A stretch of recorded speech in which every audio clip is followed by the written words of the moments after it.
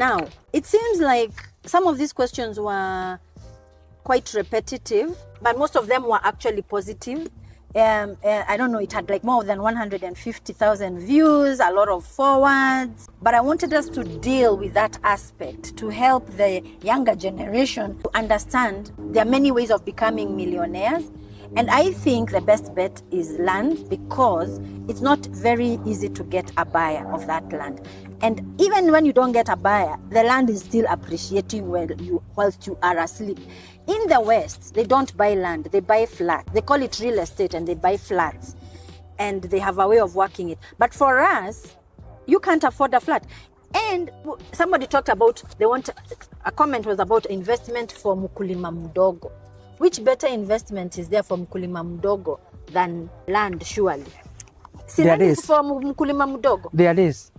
There is investment for mkulima mdogo, because you have to kuwa mkulima mdogo ndio ufikie kwa lads. Kwa lad. Mkulima mdogo, today you can invest just 1,000 bob into shares. Just 1,000 bob. And you buy shares.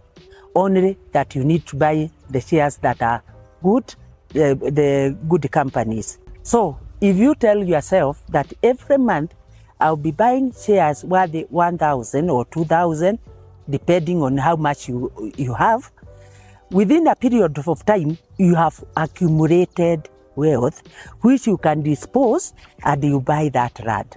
You can dispose and buy that house.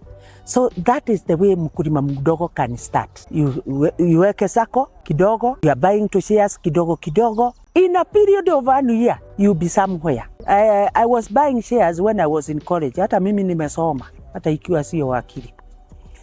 Nimesoma. Na one time nikawa so mad about dede ambaye alikuja kuniongezea rent. Na nikasema, I swear I'll never again live in a rented house. I will never. I was in college. And I started buying shares of 100 shillings. My salary, because I had left work to go to further my studies, was 800 shillings. So I was buying shares 100 shillings every month. So, and the company knew. It was called Genya and Karaoke. It collapsed, but it didn't collapse with the people's shares. Genya Karaoke and Company. They knew whether I will go or not go, they will buy for me a shares worth 100 shillings. And I did it for 3 years when I was in college. When I got out, let me tell you, I told you, the Lord fulfills the desires of your heart. The shares went up. Hii mnasikia Kenya Airways imekufa. Ilikuwa ikitoka 8 bob. Na nilikuwa nikinunua at 80 shillings. Sikapanda nikauza shares 480. Imagine umetoka college uko na 480. And the nyumba in Umoja was going at 450. So I owned a house from 100 shillings. So there is a way of doing it. This house is on what? On land. Actually, sometimes I wish if I went for abroad, just next to where I bought the house, and buy that property. That today is where flats of that 15 stones are. So you can see land is an issue. But how can you buy that? You can start saving small, accumulating wealth. Wealth doesn't come once pa. It's like water, tone moja, alafu tunakuwa na siwa. So Gen Z's, that is key. Saving is key. Robert Kiyosaki says, but it's also knowledge, common knowledge is that you become wealthy from cash flow. Yani pesa ina flow. Na hiyo pesa ina flow from assets. Money flows from assets. And like she's just said, shares is one way you can get your cash flow. And the good thing with shares, the minimum you can buy is 100. So if a share is going for 20K, so 20 shillings, you only need 2,000 to buy. I don't think there's anyone interested in wealth anaweza kosa 2,000 shillings. So that's something you can start, and you can start in your 20s. Yeah. In fact, the best time to start saving is in your 20s. Why? Because in your 20s in the African culture, your life, somebody else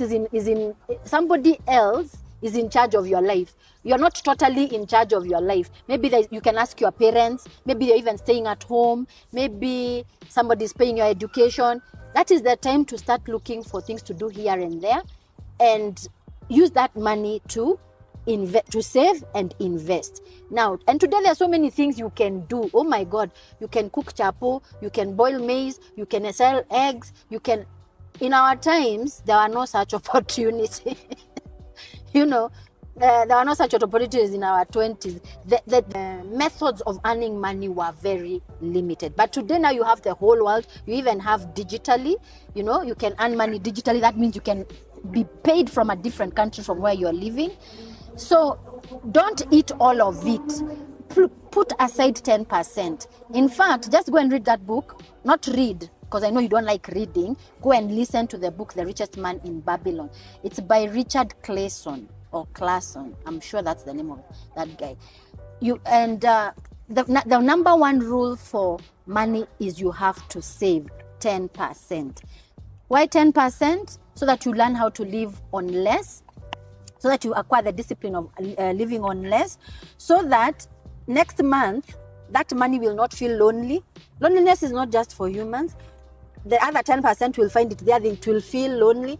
And you know, you will hear of deals. By the way, we are told that you will not make money from your job, from your professional job, because that one it's called your being paid for time that you're working. You make money from deals. And deals come from, you never know when the deal will come, yeah? So, but if you have a saving and you go somewhere and you hear of a deal, then you will know where to get the money. You might not get all the money, but as long as umewekelea, kuwekelea tu ndio the main thing, then God sees umewekelea and sees the desires of the desires of your heart are not enough. You've got to take action. And that action is normally with money. That little money will bring the rest, because money is everywhere. Money is not only where you work. Money is not only with your parents. Money is everywhere. Wherever you are, there is money. It's just that you don't know how to get it, because money is in people's pockets. And where you are, there are people. The question is, how do you get that money into your pocket? There are many ways. So money is not the issue. There's a lot of money. How you get it is the issue. And how you get it is by preparing yourself. Who are you? Are you a person who attracts money or repels money? Because when you read that book, I'm telling you, Richest Man in Babylon, it will tell you money is watching you, how you treat it. And one day it will see you're treating it in the wrong way. It will run away, fly. Actually, it talks about fly away like birds. Kuzipata tena is another story. So, it seems like, Wangare, we've answered all the questions. Unless, what other money advice would you like to give let me add on our this. Gen Zs? Because we want, you see, the more people that are wealthy in a country, the wealthier a country is. And you know, these lessons we were learning in our 40s. Yeah? If the Gen Zs learn in quite early, we would be a richer nation. Sawa. Waongeze wisdom ya do. Today, the market by yesterday, you only need 1,400 to buy 100 shares of Barclays Bank. With the 1,500, you have 100 shares of Cooperative. With the 1,600, you have 100 shares of Safaricom. That is money you use by treating yourself, treating your friends. I wish if you can postpone treating them now, then you'll be treating them with the fruits and the flowers of what you are planting today. You treat them with, actually that is the time when you can treat them well. Today, as much as we say that people are thieves, what, Didi Nyolo is the largest owner of Kenya Power. And he started buying shares while at the university. Was he an MP by then? Did you know you become an MP? But he had a dream. And the dream is now accomplished. Have a dream. And start it slowly. You get there. Don't just, today if you see Didi Nyoro, utasema, but he is the largest owner of Kenya Power. Kenya Power just recently was going for 2 shillings. 2 shillings. So if he has millions of shares. Today, if that Kenya Power goes up to sell at 10, that fellow is a billionaire. So becoming a billionaire, you can do it. Acha hii mnasikiaga tu akina Bills Gates. You are a small Bills Gates who can use their brains nicely and you become one. The soil is fertile for you. Just plant in the right time, plant well, you'll harvest when the time comes.